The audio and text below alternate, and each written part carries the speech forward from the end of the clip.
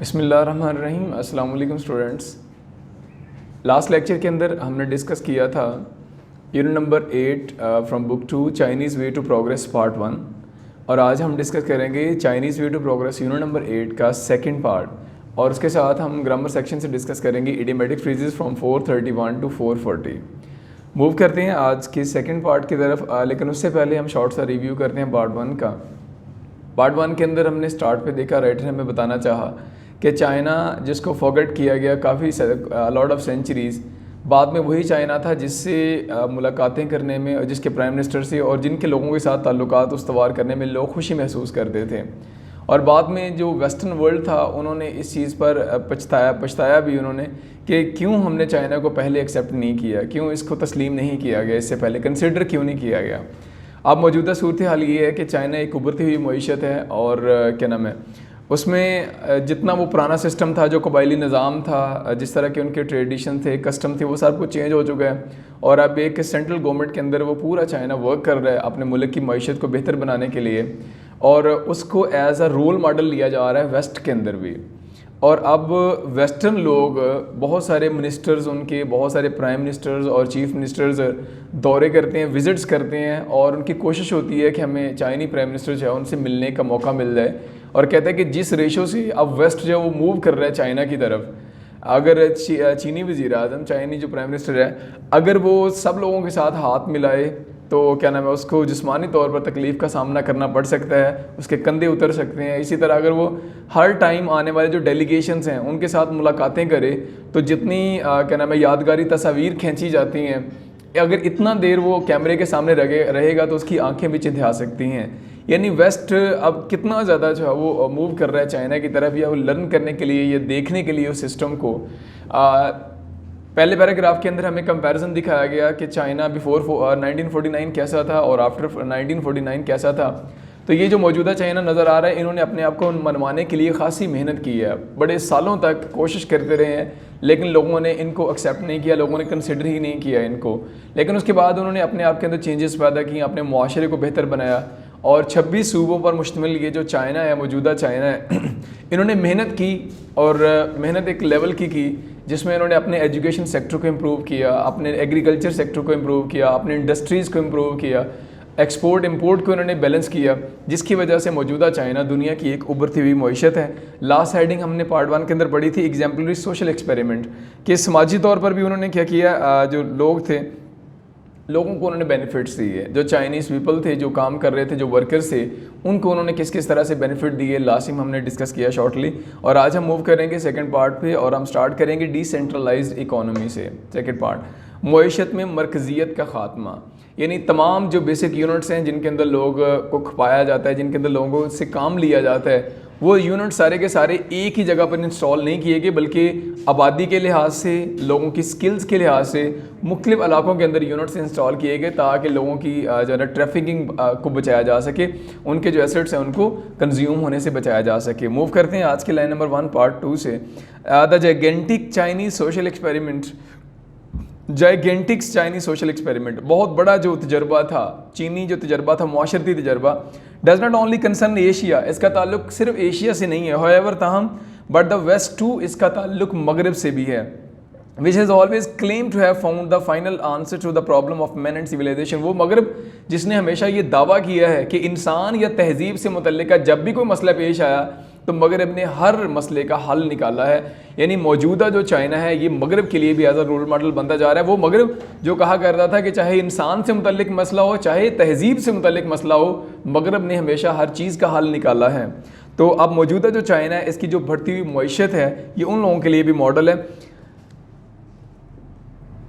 For years, कई सालों तक the Chinese have been striving, कई सालों तक चाइना स्ट्राइव करता रहा, चाइना कोशिश करता रहा to make the world realize, कि वो दुनिया को ये बावर करा दे थ्रू देयर ऑफिशियल इंटरप्रेटर, अपने सरकारी लोगों के ज़रिए, सरकारी ऑफिशियल इंटरप्रेटर, सरकारी तर्जुमान, यानी जैसे हमारे मुल्क के जो मिनिस्टर्स हैं, जो एम्बेसडर्स हैं, जो दूसरे मुल्कों के अंदर मौजूद हैं, ये कौन से लोग होते हैं? ये होते हैं ऑफिशियल इंटरप्रेटर, अपने सरकारी तर्जुमानों के ज़रिए एंड पर्सनल फ्रेंड ऑफ माओ, और दुनिया में फैले हुए जो माओ ज़ेडुंग उनका फर्स्ट था, जो लीडर था, उसके दोस्तों के ज़रिए एडगर स्नो, माओ एडगर स्नो, इसके ज़रिए अपने लीडर माओ एडगर स्नो के ज़रिए और अपने सरकारी तर्जुमानों के ज़रिए कई सालों तक चाइना ने दुनिया को ये रियलाइज़ करवाने की कोशिश की है that there are the other important things in life, कि ज़िंदगी में और बहुत सारी चीज़ें अहम होती हैं beside an increase in GNP.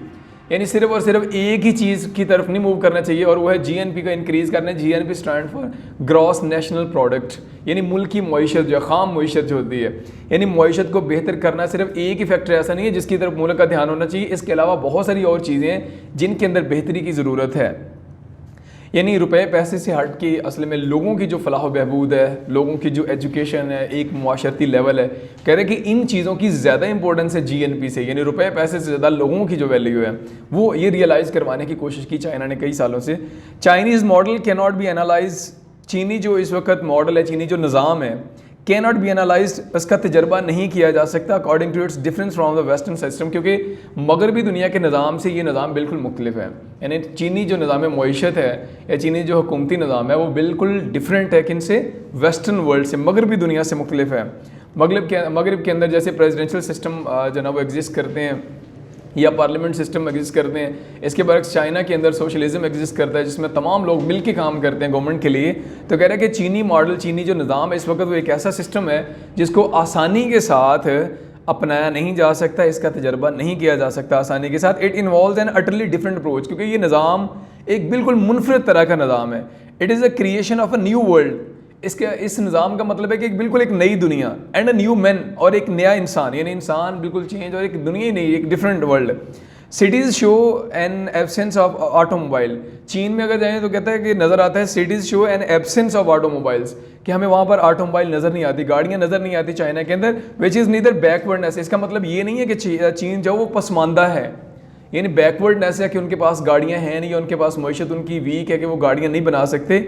Not delay, और ना ही इसका मतलब तातुल है कि वो डिले कर रहे हैं, जानबूझ के इस चीज़ को अपना नहीं रहे हैं, बट अ रिजेक्शन, यानी चीन के शहरों के अंदर गाड़ियों का ना होना इस चीज़ की अलामत नहीं है कि वो पसमानदा मुल्क है, ये इस चीज़ की भी अलामत नहीं है कि वो तातुल का शिकार है, बल्कि बट अ रिजेक्शन, बल्कि क्या है, रिजेक्शन है, रिजेक्ट करना, इसी चीज़ को मनसूखी है किस चीज़ के। टू क्यूट रॉबर्ट गिलियन की एक क्यूट है, यानी उसमें वर्ड रिजेक्शन यूज़ किया गया। तो कह रहा है कि जैसे रॉबर्ट गिलियन ने वर्ड रिजेक्शन यूज़ किया था, असल में चीन ने इस निज़ाम को रिजेक्ट किया है। यानी जितनी ऑटोमोबाइल चीज़ें, ऑटो पायलट जितनी भी चीज़ें, ये क्या करती हैं, इंसान की इस्तेदाद को कम करती हैं। अगर इंसान पैदल मूव करता है, फिजिकली स्ट्रॉन्ग रहता है, चाइना की ये मानना है, वो मोटरसाइकिलिंग की बजाय साइकिलिंग को प्रेफर करते हैं, ऑटोमोबाइल की बजाय साइकिलिंग को प्रेफर करते हैं, पैदल चलने को प्रेफर करते हैं। उसकी वजह कहते हैं कि ऑटोमोबाइल चीज़ क्या करते हैं, इंसान से उसकी इस्तेदाद छीन लेती हैं ये चीज़ें जो हैं। एडवर्टाइजिंग, और हमें और क्या क्या नज़र आता है, एक तो एब्सेंस ऑफ ऑटोमोबाइल एब्सेंस नज़र आती हैं। एडवर्टाइजिंग, इश्तहारबाजी नज़र नहीं आती चाइना में। न्यून साइन, और ये जो चमकदार बोर्ड लगे हुए इश्तहारी बोर्ड, जैसे शॉप के बाहर उन्होंने बना के ना क्या नाम है लगाए होते हैं, फ्रेम बना के लगाए होते हैं, बड़े चमकदार कलरफुल किस्म के उनके ऊपर रंग होते हैं कि ये फ़लाँ शॉप है, फ़लाँ चीज़ है। न्यून साइन नज़र नहीं आते। एंड द 3 फीवर्स, और 3 जो जुनून है, वर्ड आ रहा है फीवर, FEVER, फीवर कहते हैं जुनून को, यानी किसी चीज़ का शदीद हद तक जो ना वो सवार होना दिमाग के ऊपर कि ये करना ही करना है। 3 जुनून हमें वहाँ पर नज़र नहीं आते। एक तो ऑटोमोबाइल नज़र नहीं आती, सेकेंडली एडवर्टाइजमेंट नज़र नहीं आती, न्यून साइन नज़र नहीं आते, एंड 3 फीवर्स, और ये 3 जुनून, मनी, अल्कोहल एंड सेक्स, ये तीनों चीज़ें जो हैं, पैसे की उन्हें हवस नहीं है, अल्कोहल शराब नोशी और सेक्स, ये वो तीनों चीज़ें जो बहुत कम दिखाई देती हैं चाइना के अंदर। Political control over the message, और आवाम के ऊपर सियासी कंट्रोल जो है, not only stops the exodus कहते हैं क्या नाम है, मूव करना, इनखला करना, एक इलाके से निकलना दूसरे इलाके में जाके सेटल होना, हिजरत करना। एग्जोडस फ्रॉम कंट्री साइड, लोगों के ऊपर बड़ा मजबूत उनका सियासी निज़ाम है, यानी पॉलिटिकल सिस्टम उनका बड़ा स्ट्रॉन्ग है, जिसकी वजह से उन्होंने वो सिस्टम उनको रोकता है कंट्री साइड से एग्जोडस करने में, यानी देहाती इलाकों से इनखला करने में, यानी लोग अच्छी सहूलियात की खातर देहातों से मूव नहीं करते हैं शहरों की तरफ। Exodus from countryside but even manage partially to reduce the population of cities, बल्कि एक तो वो देहातों से इनखला को रोकता है उनका सिस्टम, दूसरा शहरों की आबादी जो है वो नॉर्मल रखने की भी पूरी कोशिश की जाती है कि शहरों की आबादी एक ख़ास हद से बढ़ ना जाए, ताकि उनके लिए जो सिस्टम मैनेज किया हुआ है उसको प्रॉब्लम का सामना ना करना पड़े। ठीक है, तो पॉलिटिकल सिस्टम एक तो चाइना की इस पैराग्राफ के अंदर क्या देखा कि आप मौजूदा जो चाइना है इसके अंदर बहुत सारी जदीद चीज़ों की कमी नज़र आती है, और ये कमी का मतलब ये नहीं है कि वो तातुल का शिकार हैं या वो पसमानदा मुल्क है, सिर्फ रिजेक्शन है कि वो इन चीज़ों को अडॉप्ट नहीं करना चाह रहे। और सेकेंडली हमें बताया गया कि वहाँ पर अल्कोहल, सेक्स और मनी, इन चीज़ों को ज़्यादा प्रेफर नहीं किया जाता, और सियासी कंट्रोल तमाम लोगों के ऊपर, पूरी कम्युनिटी के ऊपर बड़ा स्ट्रॉन्ग है, जिसकी वजह से शहरों से गाँव से इनखला को रोका जाता है और शहरों की आबादी को भी बड़ा महदूद किया जाता है। इन द ईयर 2000 साल के अंदर China will still be a powerful agriculture. China एक मजबूत ज़रई एंड पीजेंट कंट्री और किसानों का मुल्क होगा, यानी मजबूत ज़रई मुल्क भी होगा और किसानों का मुल्क होगा। For its modernization will have occurred without a flight from field. और चाइना जदीद हो चुका होगा सन 2000 के अंदर, और अब 2000 क्रॉस कर चुके हैं, हम 2020 के अंदर बैठे हुए हैं।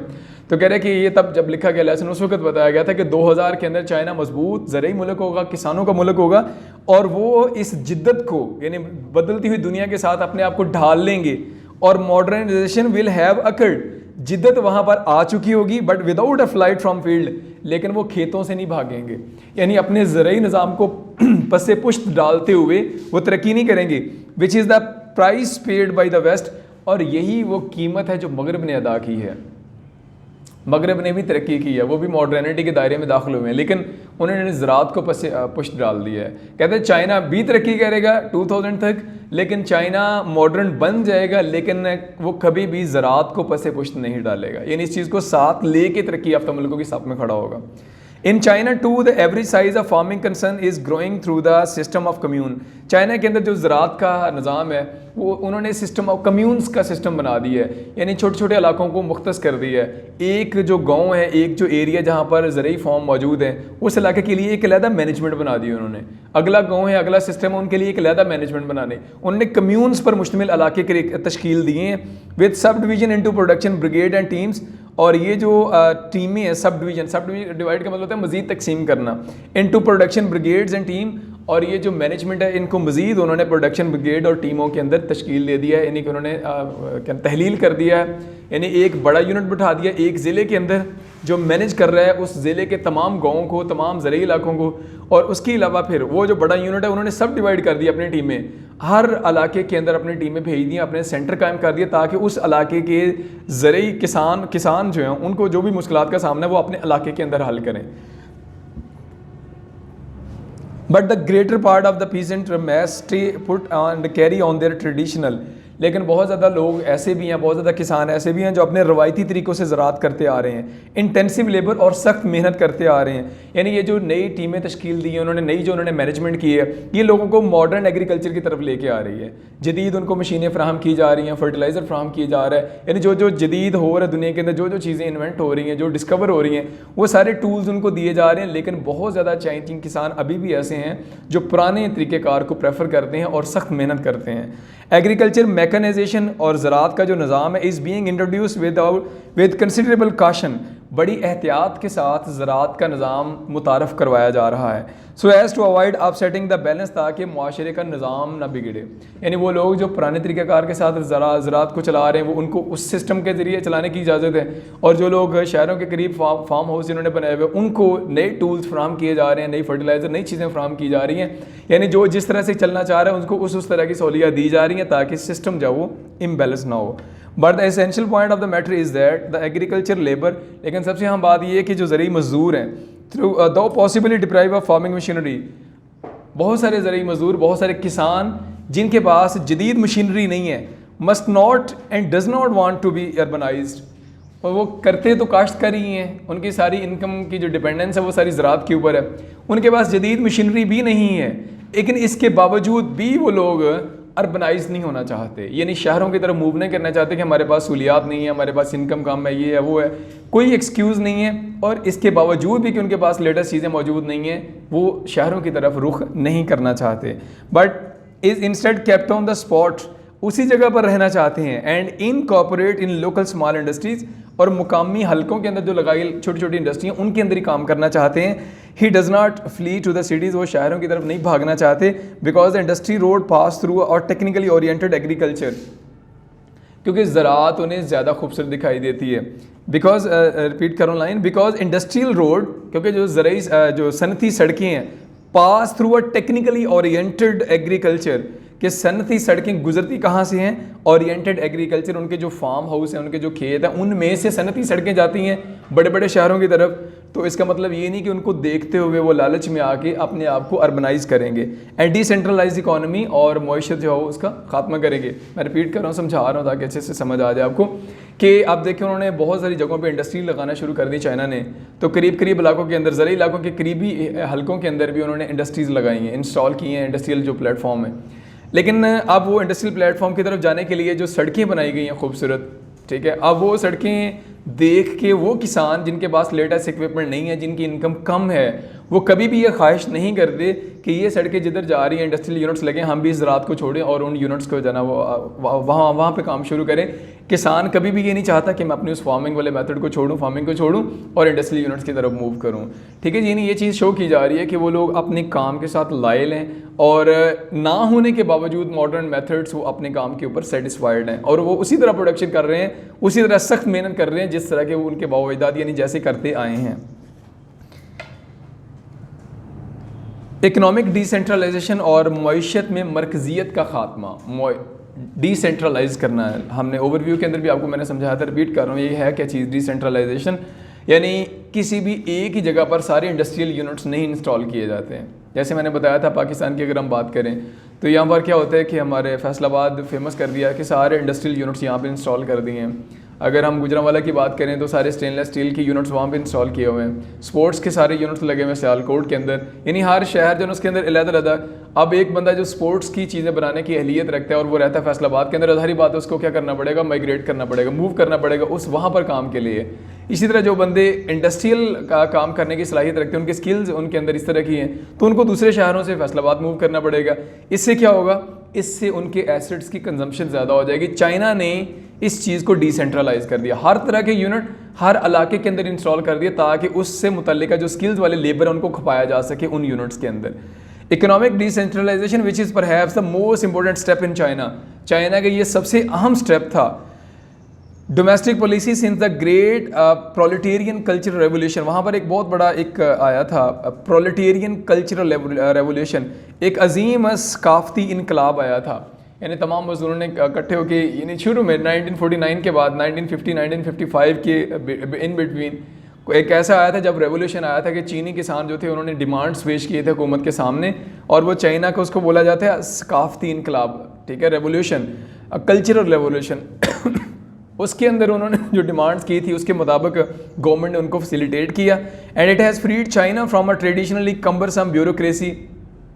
जब सारी चीज़ें डिसेंट्रलाइज कर दी गई तो इससे क्या हो गया, इससे अफसरशाही जो थी वो ख़त्म हो गई, ब्यूरोक्रेसी जो थी उसका खात्मा किया गया, एंड डेवलप लोकल इंटरप्राइज, और जो मुकामी कारोबार थे, जो छोटे कारोबार थे, उसको तरक्की दी गई to the greatest possible degree of independence, यानी हर मुमकिन हद तक छोटे कारोबारी हलकों को आज़ाद किया गया और उन्हें तरक्की दी गई, जिसकी वजह से जो ऊपर बैठे हुए जो ब्यूरोक्रेसी थी उसका खात्मा किया गया। 26 चाइनीज़ प्रोविंस, 26 जो चीनी सूबे हैं, which are as much as even 4000 kilometres apart, जो एक दूसरे से 4000 किलोमीटर से भी ज़्यादा दूर हैं, could for that matter subsist on their own. कहते हैं कि चीनी 26 सूबे, जो एक सूबा दूसरे से 4-4 हज़ार किलोमीटर के फासले पर भी है, सबसिस्ट ऑन देयर ओन, वो अपने तई गुजारा कर सकता है, अपने ऊपर गुजारा कर सकता है। In the event of war, अगर जंग लग जाती है for example, while anybody invading the country would be literally drowned in the sea of people.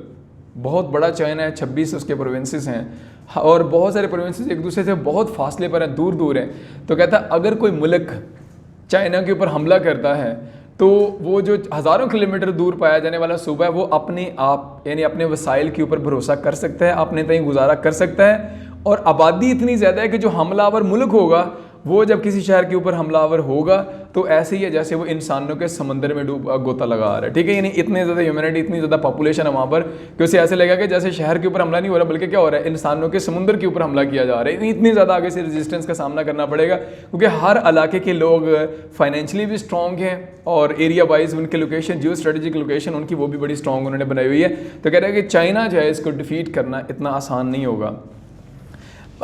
This brings us to the human side of the Chinese experiment in creation of a new world. ये चीज़ हमें दिखाती है कि China ने अपने लोगों के लिए एक नई दुनिया तामीर की है। It is simply a matter of providing that Thomas Hobbes was wrong when he wrote in his Leviathan. और कहते हैं ये बात बिल्कुल गलत साबित होती है जब थॉमस हॉब्स ने, एक राइटर था, इंग्लिश राइटर, उसने लेविथियन किताब लिखी थी और उसमें लिखा था that man's condition is a condition of war, कि इंसान असल में हालत जंग में है, with every one against every one, कि हर बंदा हर बंदे के खिलाफ है। उसने जो किताब लिखी थी लेविथियन, क्या उसका टाइटल, तो उसमें क्या मेंशन किया कि इंसान हालत जंग में है और हर बंदा हर बंदे के खिलाफ है। लेकिन कहते हैं ये बात जब हम चाइना जाके देखते हैं तो ये गलत साबित होती है। वहाँ पर हर बंदा हर बंदे के खिलाफ नहीं है, हर बंदा हर बंदे से कोऑपरेट करता हुआ दिखाई देता है, अपने अपने हिस्से का काम करता हुआ दिखाई देता है बंदा। ये बात जो अजीम राइटर ने लिखी थी वो गलत साबित होती है चाइना में। What is taking place today in the world's most populous country is there for the education and reeducation of man. दुनिया के सबसे बड़े मुल्क के अंदर इस वक्त हो क्या रहा है चाइना के अंदर? Education of man and reeducation of man. तालीम दी जा रही है और असर नौ तालीम दी जा रही है, यानी कि उनको अच्छी तरह से एजुकेशन लेवल उनको फुली इक्विप किया जा रहा है एजुकेशन के लिहाज से। And the heart of the matter is the need to root out selfishness. उन्होंने लोगों को सिखा दिया है the heart of the matter, असल मामला, असल वजह क्या होती है हमेशा, टू रूट आउट, कि हम निकाल दें, ख़त्म कर दें सेल्फिशनेस, खुद गर्जी को, and bring into existence selfless. और हमें पैदा करनी चाहिए कौन से वाली? सेल्फलेस। सेल्फलेस का मतलब होता है बेलॉस एंड डेडिकेटेड और पुरखलूस men, लोग whose happiness consists of serving their fellow men in the fullest sense of humanity community। कहता है कि उन्होंने अब ये चीज़ लोगों को समझा दी है कि मामले की असल रूह ये होती है कि अपने अंदर से खुदगर्जी ख़त्म कर दें और बेलौस और पुरखलूस इंसान वजूद में आए, वो इंसान जो अपने मुआशरे के लिए बेहतर कर सकें। Okay, in humanism at the service of collective welfare. और उन्होंने ये भी सिखा दिया कि कलेक्टिव वेलफेयर होनी चाहिए, इज्तमाही फलाह बहबूद, यानी जिसमें एक बंदे की फलाह बहबूद नहीं, कोई बंदा अपने बारे में नहीं सोचेगा बल्कि इज्तमाही फलाह बहबूद, सबकी फलाह बहबूद। China is striving to conceive modernization. China जिद्दत को इख्तियार करने की कोशिश कर रहा है as part of a process of embellishment of the landscape. इसके साथ साथ अपनी वो ज़मीनों को बेहतर बना रहा है, development of the people's culture life, और लोगों की सकाफती ज़िंदगी को बेहतर बना रहा है, are the benefit of all, तमाम लोगों के फ़ायदे के लिए, instead of for the benefit of the placing the needs of man before those of machine. और लोगों को समझा रहा है कि हमारे यहाँ चीज़ों की कोई वैल्यू नहीं है, मशीनों की कोई वैल्यू नहीं है, इंसान के जो जज्बात हैं उनकी वैल्यू ज़्यादा है। यानी चाइना भी जिद्दत इख्तियार कर रहा है, बदलती हुई दुनिया के साथ वो भी चेंज हो रहा है। लेकिन चेंज होने का मतलब ये नहीं कि अपनी ज़रात छोड़ दी होने, चेंज होने का मतलब ये नहीं कि लोगों की ज़िंदगियों के साथ खेल रहा है। लोगों की ज़िंदगियाँ उसके लिए प्रेफर्ड हैं और लोगों के जज्बात उसके लिए प्रेफर्ड हैं, लेकिन मशीनें और जो जिद्दत यूरोप अपना रहा है, जो जिद्दत वेस्टर्न लोग अपना रहे हैं, उस जिद्दत से आ रही है चाइना। यानी चाइना भी जदीद हो रहा है लेकिन मशीनों पर इन्हिसार करके नहीं, बल्कि किन पर इन्हिसार करके? लोगों पर इन्हिसार करके वो जदीद हो रहा है। Here is what the Peking people's daily has to say commenting on Mao's famous maxim। और यहाँ पर कहते हैं पीकिंग के लोग जहाँ वो कहते हैं माओ ज़ेडुंग, उनका जो फर्स्ट लीडर था, उसकी मैक्सिम के ऊपर अमल करते हुए लोग कहते हैं रिलाई, यानी उसका कहना क्या था माओ का? Rely on your own forces, हमेशा अपनी कुव्वत पर भरोसा करो, हमेशा अपने आप पर भरोसा करो। National machines and equipment are not entirely indigenous since they possess a number of foreign features. कहते हैं जो उनकी मकामी मशीनें बनाई जा रही हैं उनमें बहुत सारी खसूसियात ऐसी हैं जो फ़ॉरेन मशीनों के अंदर होती हैं। यानी चाइना क्या कर रहा है? फ़ॉरेन मशीनें इंपोर्ट नहीं कर रहा, बल्कि फ़ॉरेन मशीनें देखते हैं और इंडिजीनियस मशीनें यानी मुकामी मशीनें तैयार करते हैं जिनके अंदर गैर मुल्की मशीनों वाली खसूसियात होती हैं। And they may replace foreign machines. और फिर वो क्या करते हैं? फ़ॉरेन मशीनें नहीं इस्तेमाल करते बल्कि उनको रिप्लेस किया जाता है इन मशीनों के साथ, मुकामी मशीनों के साथ, because they are superior to foreign equipment, क्योंकि मुकामी मशीन उनकी ज़्यादा बेहतर कारकर्दगी दिखाती हैं। And they may replace machines because they are the superior to foreign equipment. They don't require money or at any rate a very little and are capable of doing great things। क्योंकि इनको चलाने के लिए ख़र्चा भी कम है और इनकी रिपेयरिंग का ख़र्चा भी कम आता है। यहाँ पर क्या कहा जा रहा है भला कि चाइना अपने लोगों को जो मशीनें फराहम कर रहा है वो इंपोर्ट करके नहीं कर रहा, वो गैर मुल्की मशीनें इस्तेमाल नहीं करते, अपने मुल्क के अंदर वो मशीनें तैयार की जाती हैं जिनकी सारी क्वालिटीज़ करैक्टरिस्टिक गैर मुल्की मशीनों की जैसी होती हैं। इससे फ़ायदा क्या होगा, लोग जब मुकामी मशीनें इस्तेमाल करते हैं तो उसका फ़ायदा क्या होता है, एक तो उनकी कॉस्ट कम आती है, जो इंपोर्ट पे टैक्स लगना था वो कम आती है कॉस्ट, और सेकेंडली उनकी रिपेयरिंग पे ख़र्चा बहुत कम आता है, और थर्ड ये कि इनकी जो एफिशिएंसी है वो गैर मुल्की मशीनों से ज़्यादा है। It takes much less time to use indigenous equipment, कहता है मकामी मशीनों को इस्तेमाल करने में खपत कम होती है, आसान होती हैं। When not available can be प्रमोटली prepared, और अगर वो किसी के पास दस्तियाब ना हो, अगर कोई मसला बन जाए तो उसको प्रमोटली, उसको उसी वक्त उसको प्रिपेयर किया जा सकता है। Indigenous equipment can produce bigger faster better and cheaper result, और जो मुकामी मशीनें हैं उनसे मिलने वाले नताइज ज़्यादा बेहतर, ज़्यादा तेज़ और ज़्यादा सस्ते होते हैं। यानी जो मुकामी मशीनें जो काम कर रही हैं इंसानों के लिए गैर मुल्की मशीनों के बजाय, वो ज़्यादा बेहतर और ज़्यादा अच्छी और ज़्यादा तेज़ रिजल्ट और कम खर्च रिजल्ट दे रही हैं। And finally it can stimulate the revolutionary spirit of the message and is revolutionary spirit of all difficulties can be overcome. आखिरी बात यह कि लोगों के इनकलाबी जज्बे को उभार सकता है और इस इनकलाबी जज्बे के साथ तमाम मुश्किलात के ऊपर काबू पाया जा सकता है। और उसके बाद है आगे वो हमारे साथ डिस्कस करता है day in the life of 16 year student, कि एक आम जो स्टूडेंट उसकी लाइफ कैसी। यहाँ तक हमने डिस्कस किया कि एग्रीकल्चर सेक्टर को वो कैसे प्रमोट कर रहे हैं। एक तो उन्होंने कम्यून सिस्टम बना दिया, इलाकाई मैनेजमेंट कर दी, और सेकेंडली उन्होंने क्या किया, इंडिजीनियस मशीन्स के ऊपर फोकस किया। गैर मुल्की मशीनों को उन्होंने कैंसिल आउट कर दिया और अपने मुल्क की मशीनों को, जो cheaper, faster and bigger results देने वाली मशीनें थी, उनका इस्तेमाल किया, जिनको रिपेयर करना भी आसान और उनका खर्चा भी कम था।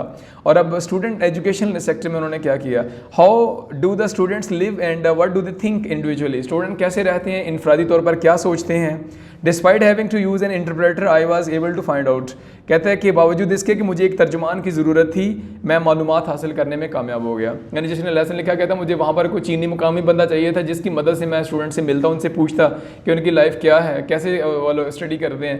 कहते हैं ना होने के बावजूद, यानी मुकामी इंटरप्रेट ना होने के बावजूद भी मैं कामयाब हो गया एक तालिब इल्म से मुलाकात करने में। Here is the result of my interview with जी वेनस्यू, और कहते हैं एक स्टूडेंट जो जिसका नाम जी वेनस्यू है, तो उसके इंटरव्यू करने में कामयाब होगा। ये इंटरव्यू मैं नीचे लिख रहा हूँ। 16 ईयर ओल्ड गर्ल, एक 16 साल लड़की थी, वो lives in the workers district of Pengpu, और शंघाई के अंदर, वो पेंगपू के अंदर रहती थी, कस्बे के अंदर। She is a pupil in class 3 के अंदर थी at the junior school, and she will shortly be taking her diploma, और जल्दी वो अपना डिप्लोमा मुकम्मल करने वाली थी। How do you spend your day, और कहता है मैंने उससे पूछा दिन कैसे गुजारती हो। I get up at 6 o'clock in the morning, सुबह 6 बजे उठती हूँ। Do a few course in the house, घर के कुछ चंद एक कोर्स ज़रूरी काम करती हूँ। हैव ब्रेकफास्ट, उसके बाद नाश्ता, and go to the school at 8 और 8 बजे स्कूल जाती हूँ। And I finish at 11 o'clock, और स्कूल ख़त्म होता है 11 बजे। आई गॉट होम, मैं घर वापस आती हूँ। एंड हैव लंच, और लंच करती हूँ। At 1:30 I am back at school, और 1:30 बजे दोबारा वापसी। एंड अंटिल 3 o'clock, और वहाँ पर 3 बजे तक फिर स्टडी करती हूँ। Then I go back home, फिर वापस घर आती हूँ एंड वर्क, और काम करती हूँ। And how much time do you spend on homework at home, घर में कितना टाइम स्पेंड करती हो होमवर्क पे।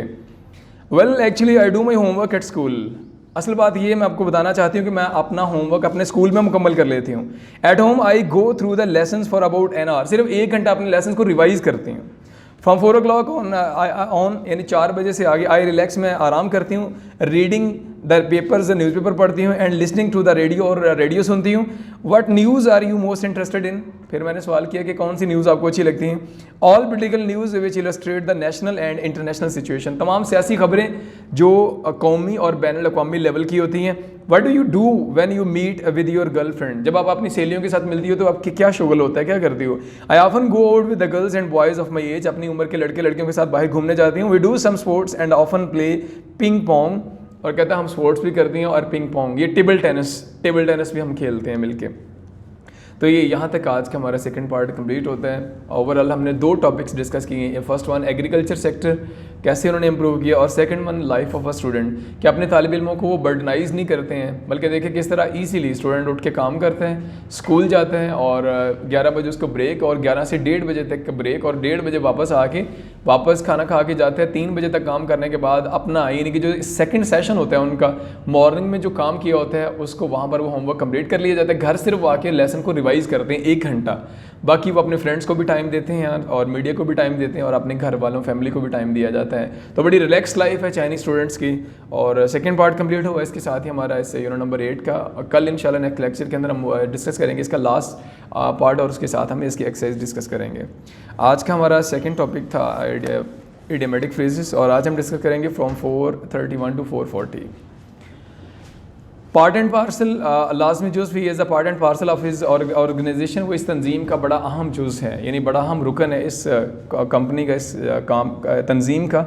पास अवे मरना है, is wife pass away last year, उसकी वाइफ पिछले साल मर गई। और पे back in one's own coin, जैसे को तैसा मिलना। Attitude of paying one back in one's own coin is not always good, जैसे को तैसा मिलना ये हमेशा अच्छा नहीं होता। यानी इंसान जैसा करे उसको आगे से रिजल्ट बिल्कुल उसके अपोजिट या वैसे ही मिले, तो हर दफ़ा ये ऐसे वाला सीन अच्छा नहीं होता।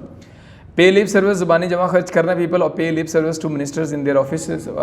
आमतौर पर लोग जो होते हैं वो मिनिस्टर्स को ज़बानी जमा खर्च, यानी कि ग्राउंड रियलिटीज़ कुछ भी नहीं होती हैं और सारे कागजी कार्रवाई जो है ना वो मिनिस्टर्स को दिखा दी जाती है कि ऑल इज़ वेल, सब कुछ ठीक चल रहा है, यहाँ पे ये कर दिया, यहाँ पे ये कर दिया, हालांकि ग्राउंड रियलिटी कुछ भी नहीं होती।